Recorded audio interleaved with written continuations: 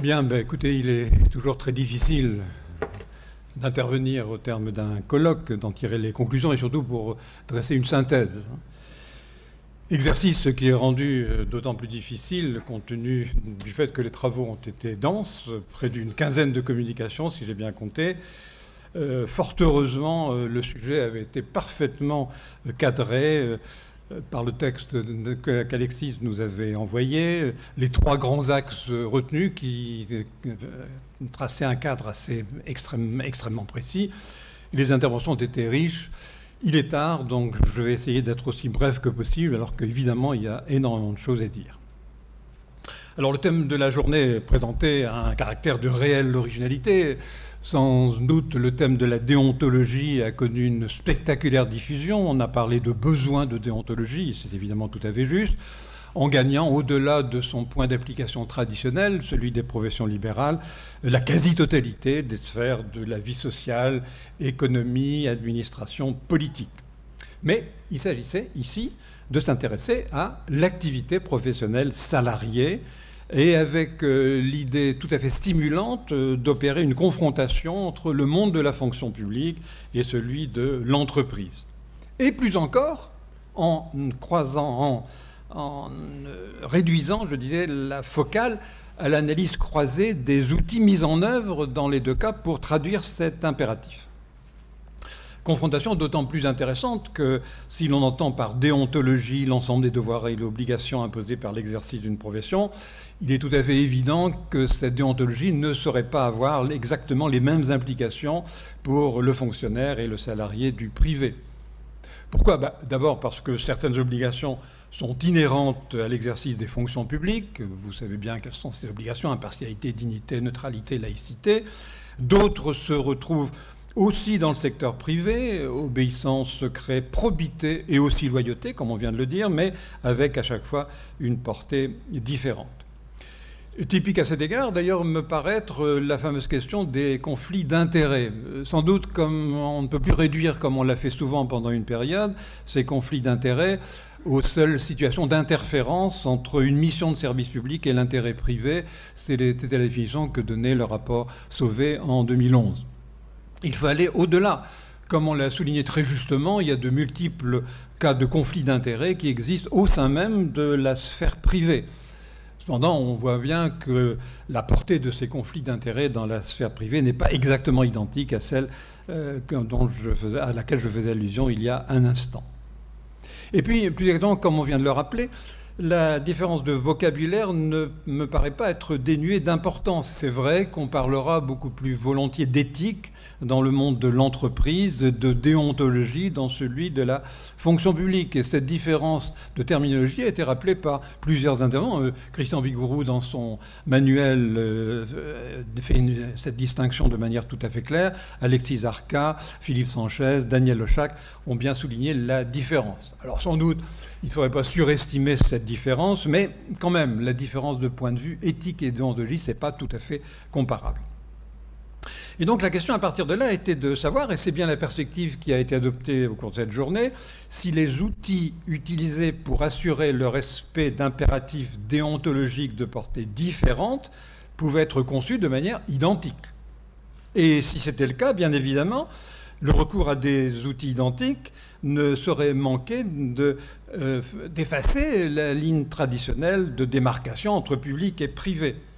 Effacement illustré aussi par la promotion de ce fameux thème de la responsabilité sociale des entreprises dont on aurait pu parler longuement.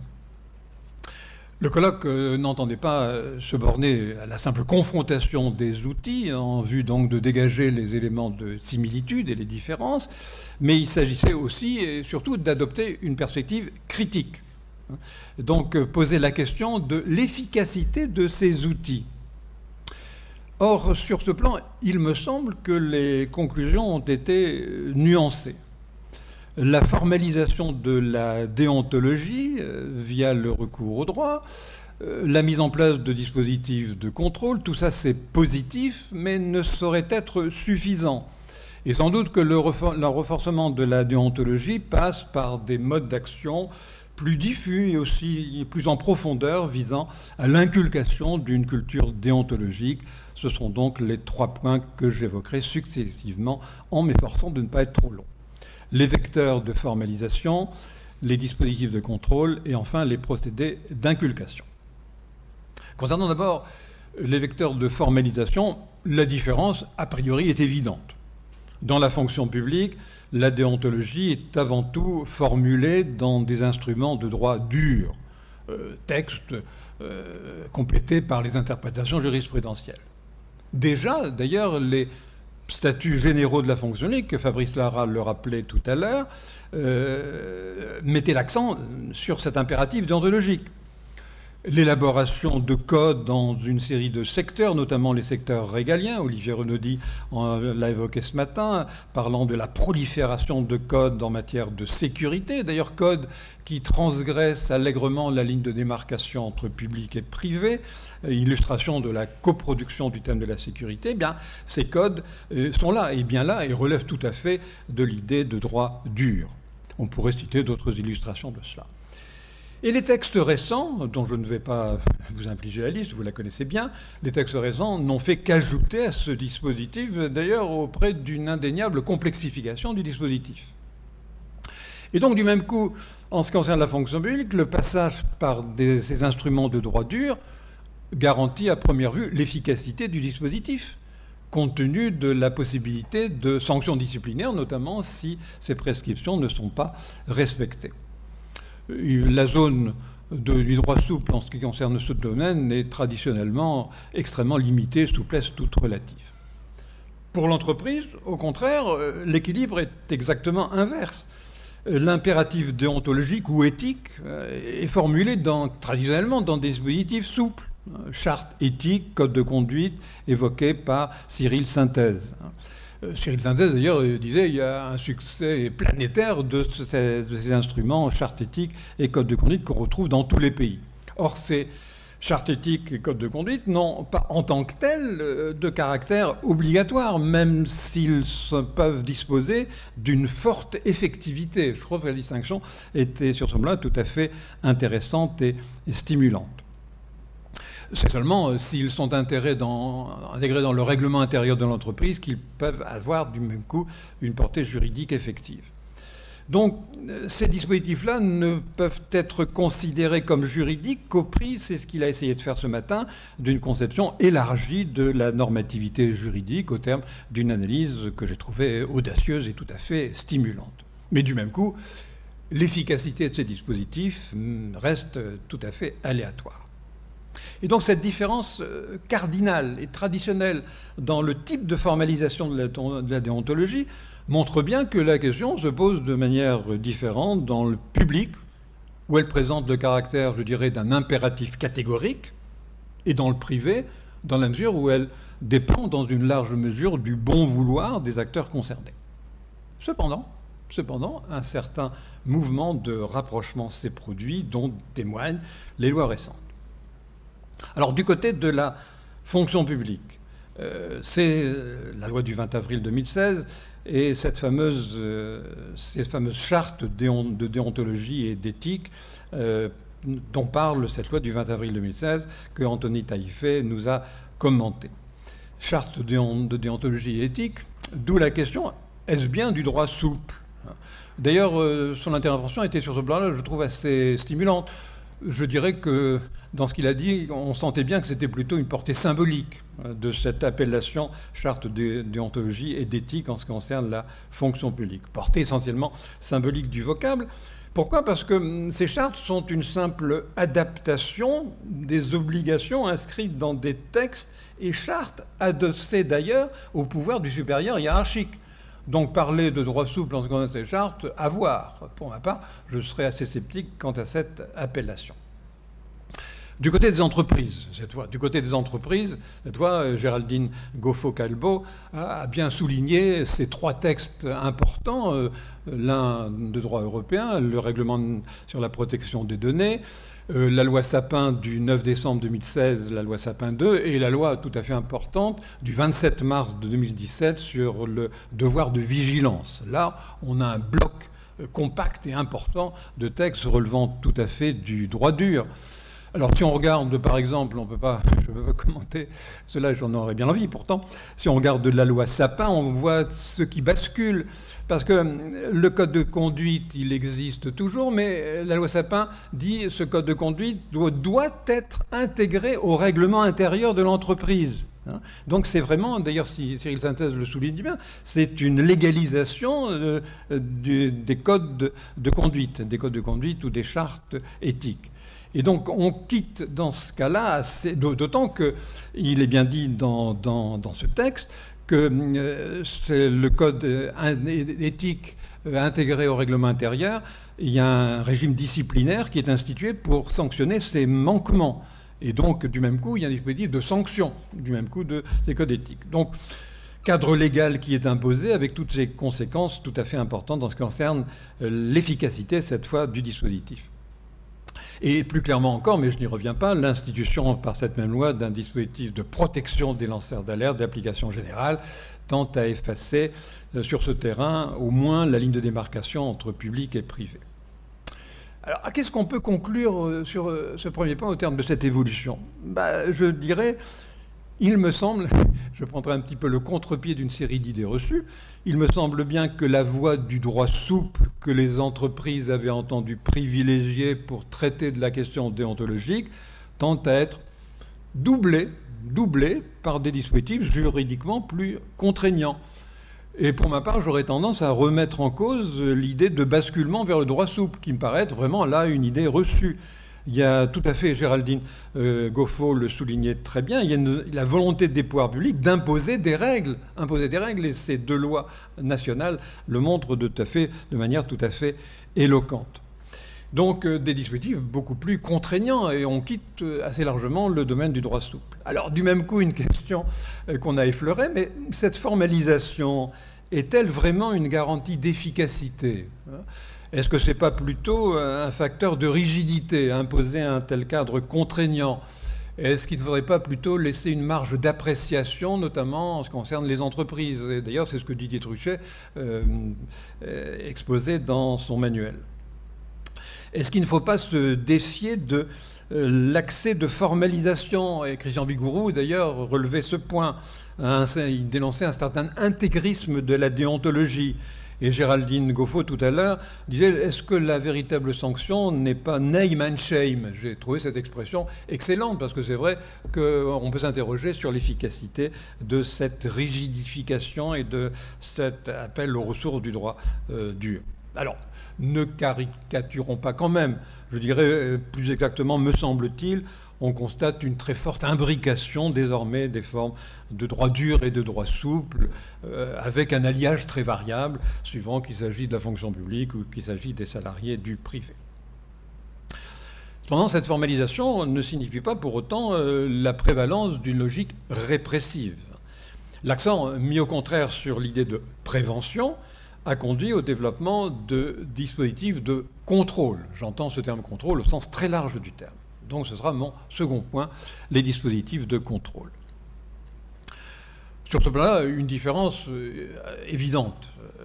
La spécificité de la fonction publique sur ce terrain se traduit par la densité des contrôles préventifs. Des contrôles préventifs visant donc à assurer le respect par les intéressés de préceptes, des prescriptions déontologiques. Évidemment, donc, la grande nouveauté dont on a beaucoup parlé ce matin, c'est ces fameux référents déontologues, l'institution de la fonction de référent déontologue, dont on a beaucoup parlé ce matin, 4 interventions dans la table ronde qui ont montré quoi ? Qui ont montré toute une série de choses. D'abord, que ces référents déontologues sont divers, une très grande diversité. Il y a quand même des points communs que j'ai relevés. D'abord, l'exigence d'un niveau élevé de ces référents déontologues dans la hiérarchie, que ces référents déontologues avaient des compétences larges, allant de fonctions de conseil, de fonctions d'alerte et bien d'autres choses encore, que les modalités de saisine étaient variées. Donc, point commun. Mais au-delà de ça, apparaissent toute une série de problèmes et qui ne sont certainement pas résolus. Le problème de l'articulation entre tous ces dispositifs. On est en présence d'un monde qui devient singulièrement complexe. On en a vu quelques illustrations, des risques de superposition, de croisement, risques de bureaucratisation aussi. Et donc, je crois que ce matin, ressort de l'idée, il faudrait vraiment qu'au moins ces déontologues essaient de se rencontrer pour se mettre d'accord sur certaines règles du jeu communes. Parce que ça devient vraiment d'une complexité redoutable, une excroissance bureaucratique qui peut entraîner toute une série d'effets pervers. Alors, ces contrôles, en dehors de cette question des référents déontologues, ces conflits préventifs concernent, au premier chef, bien sûr, la question des conflits d'intérêts. Des conflits d'intérêts qui ont fait l'objet d'une attention toute particulière du législateur. Évidemment, c'est la loi du 11 octobre 2013 qui établit sur ce plan un cadre d'ensemble, passant par la définition de ce type de conflit, par l'institution de procédures de contrôle, l'institution de cette fameuse haute autorité pour la transparence de la vie publique. Anne de Moussac a brossé une description extrêmement précise et approfondie des moyens d'action que la haute autorité avait à sa disposition, contrôle des déclarations d'intérêt, mais aussi activité de conseil des responsables publics, donc description qui était extrêmement précise, extrêmement fine. Par ailleurs, institution aussi toujours dans ce texte de ce répertoire des représentants d'intérêt dont nous a parlé Fouad Edadzi, une description extrêmement complète également, traduite par une concentration de l'information, mais aussi un partage des autorités chargées de garantir ce répertoire. Là aussi, on est dans un monde qui devient singulièrement complexe. Bilan positif, nous a-t-il dit, mais la question de l'efficacité du dispositif se pose ici encore. Il nous a dit dispositif visible, certes, mais est-il finalement lisible? Je trouve que cette distinction traduisait bien la complexité de ce système du répertoire des intérêts. Toujours concernant les conflits d'intérêts, évidemment, l'institution d'une commission de déontologie maintes fois reconfigurée, dont les conditions d'action et les conditions de saisine les pouvoirs ont été redéfinis. Olivier Dor nous a dressé un bilan extrêmement précis de la chose. Il n'a pas pu nous parler de la succession longue des textes, mais pour lui, il faudrait de nouvelles avancées. Les lacunes sont, à ses yeux, persistantes. Et donc, il y aurait une série de réformes à faire, et notamment, pour éviter des doublons, peut-être fusionner cette commission de déontologie avec la fameuse haute autorité dont je viens de parler. Alors, je parlais toujours des contrôles préventifs en ce qui concerne la fonction publique. Ces contrôles préventifs n'ont pas traditionnellement la même importance pour les entreprises. Et je trouve que cette distinction était là encore une distinction cardinale. Cependant, une évolution est en cours. Une évolution est en cours, et notamment à travers les deux lois dont je disais un mot tout à l'heure, la loi Sapin et la loi du 27 mars 2017 dont nous parlait Géraldine Goffaut-Calbeau. Et la loi Sapin, revenons sur la loi Sapin. En ce qui concerne la lutte contre la corruption et les manquements à la probité, le dispositif Sapin, elle nous a montré très brièvement ce dispositif. Il est impressionnant. Il est impressionnant, puisque cartographie des risques, procédure de contrôle, dispositif de contrôle et d'évaluation. Voilà, donc il y a vraiment, d'ailleurs, même démarche exactement qu'on retrouve dans la loi de mars 2017 sur le devoir de vigilance. Donc là encore, ces dispositifs préventifs, ils ont été vraiment introduits, et une fois de plus, par le droit dur, ces deux lois dont je disais un mot tout à l'heure. Le véritable point commun entre public et privé résidant dans l'institution, mais ça, on n'est plus dans un système de contrôle préventif, mais dans un système de contrôle que j'appellerais rétrospectif.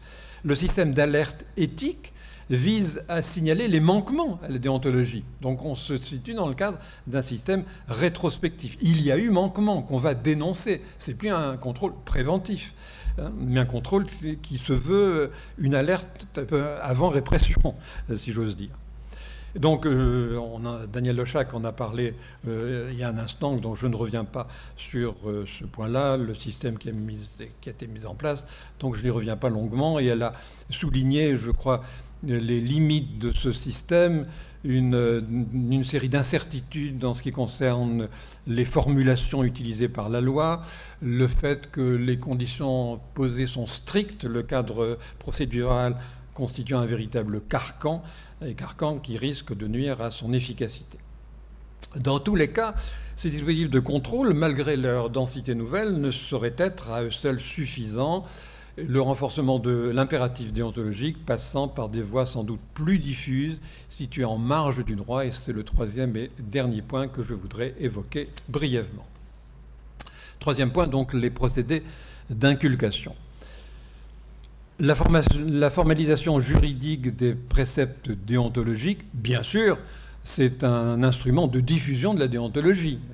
Anthony Taillefer le soulignait ce matin justement. Et de même, les dispositifs de contrôle remplissent une fonction pédagogique, et on l'a souligné tout au long de la matinée d'aujourd'hui. Mais formalisation, dispositif de contrôle, ce n'est pas suffisant pour garantir le renforcement de l'impératif déontologique. Ce renforcement passe par d'autres voies. Ça suppose un processus d'apprentissage par lequel les intéressés vont être amenés à intérioriser progressivement cet impératif déontologique. Et Christian Vigouroux, d'ailleurs, soulignait ce matin l'importance de la conscience de l'agent, que l'agent intériorise cet impératif déontologique. Et donc, le changement des comportements passe surtout et avant tout par l'indiffusion et l'inculcation d'une culture de la déontologie, aussi bien dans la fonction publique que dans le monde de l'entreprise. Et là, on retrouve une différence, là encore, puisque les principes d'organisation administrative créent à cet égard, bien évidemment, un contexte favorable que la loi d'avril 2016 a contribué à renforcer. Puisque dans la fonction publique, la diffusion de ces préceptes déontologiques est évidemment favorisée par les conditions d'entrée dans la fonction publique, les épreuves des concours de recrutement et surtout le passage par des écoles de formation. Concours de recrutement et surtout école de formation, c'est là que le fonctionnaire pourra non seulement se situer dans l'univers administratif, mais encore intérioriser un certain nombre d'impératifs déontologiques. Anthony Taillefer le soulignait ce matin, l'inculcation d'un certain nombre d'aptitudes comportementales, et Fabrice Lara a montré que on pouvait s'attendre et espérer que la déontologie occupe une place croissante dans les écoles de formation de la fonction publique. Ce n'est pas encore le cas selon lui. La situation a commencé à changer et il nous a montré à propos de l'ENA que déjà un programme de formation passant par la combinaison de plusieurs méthodes avait commencé à fonctionner au sein même de l'ENA. Déontologie occupant d'ailleurs une place croissante dans les dispositifs de formation continue tout au long de la vie dont on n'a pas eu le temps de parler au cours de cette journée. Au-delà de cette action pédagogique exercée par les dispositifs de formation, mais il faudrait souligner, mais je n'ai pas le temps de le faire, les principes mêmes qui commandent l'architecture administrative, qui garantissent la bonne inculcation de ces préceptes déontologiques. Le poids de l'autorité hiérarchique, quand même, à travers ces fameuses chartes de déontologie. La pression collective résultant de l'appartenance des fonctionnaires à un corps et à un service, ce qui favorise l'impression d'identification au corps et au service, et du même coup le respect d'un certain nombre d'obligations d'ordre déontologique, à condition, bien sûr, que ces corps aient conscience eux-mêmes de ces impératifs déontologiques. En ce qui concerne la pratique du pantouflage, on peut avoir un certain doute en la matière, au moins pour certains grands corps de la fonction publique. En ce qui concerne la diffusion de cet impératif déontologique dans le monde de l'entreprise, ça se heurte, soyons clairs, à davantage de difficultés. Il faudra encore que les salariés intériorisent l'intérêt de l'entreprise. Et cette intériorisation a, pour des raisons aisément explicables, n'a pas la même force que dans le public. Cet intérêt de l'entreprise est souvent confondu avec l'intérêt des seuls dirigeants de l'entreprise. Et on pourrait montrer également que les dispositifs d'inculcation des valeurs de l'entreprise ne jouent pas de la même façon du tout que dans le cas de la fonction publique. Alors, je sais bien, vous me direz, mais la loi Sapin a évidemment imposé, au moins en ce qui concerne les grandes entreprises et aux établissements publics, industriels et commerciaux d'ailleurs, qu'un dispositif de formation soit prévu en ce qui concerne les cadres et les personnels les plus exposés au risque de corruption et de trafic d'influence. Bon, il y a ça, mais ce n'est pas énormément de choses. Et ce que Philippe Sanchez évoquait tout à l'heure montre bien, il nous parlait de la formation des salariés à l'éthique, passant par une méthode d'analyse intéressante, mais montrant que c'était, je dirais, une formation un petit peu bricolée, et qui passait par une expérimentation d'une série de procédés, mais renvoyant de toute façon à l'éthique, une situation d'arbitrage personnel. Cette différence dans les procédés d'inculcation est bien entendu indissociable d'une logique institutionnelle différente. Voilà, il me semble, pour conclure, que cette rencontre a conduit à montrer trois choses au moins. Que la diffusion de l'impératif déontologique a conduit à l'apparition de nouveaux outils visant à la mettre en œuvre, aussi bien dans la fonction publique que dans l'entreprise. Que si ces outils présentent un certain nombre de points communs, illustrant, c'est vrai, un certain mouvement de rapprochement du public et du privé, leur configuration, leur portée et la logique qui les sous-tendent restent quand même différents. Et enfin, que l'efficacité de ces outils reste conditionnée par la diffusion dans la société tout entière d'une culture déontologique, et impliquant évidemment une transformation en profondeur des représentations et des comportements sociaux. Ce qui se passe dans la fonction publique comme dans l'entreprise est indissociable évidemment de ce qui se passe dans la société en général. Merci encore à Alexis Zarka de nous avoir donné l'occasion de cet échange, et merci encore aussi à tous les participants d'y avoir contribué.